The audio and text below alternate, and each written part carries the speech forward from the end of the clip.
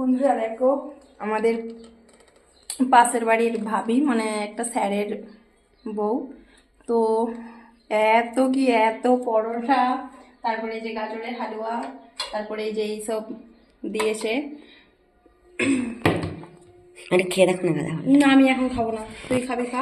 আমি রেখে দিচ্ছি, গরম পছন্দ রেখে দিচ্ছি। এক্ষুনি বানাইছি।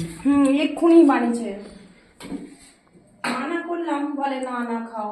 দেখি মা, দেখবে একটা দাঁড়াও দেখো, এখন বন্ধ করে দাও। এটা ম্যাডামের এই ঢেলে চাটনি আছে, কিসের এটা ধনিয়া পাতা হরিয়ে যাক ধুয়ে দিয়ে পাঠিয়েছো। যেতে কি বলতিস?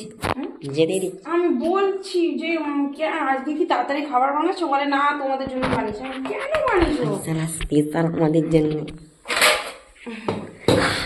মাছনি পরোটা দিয়ে বাটার না আলু পরোটা, এটা আলুর পরোটা আছে, তারপর পিঠার পরোটা আছে, অনেক রকমের পরোটা আছে। হ্যাঁ ওই সালা তুমি দিবে বলছিলে, খাই ভুলে যাচ্ছে তো।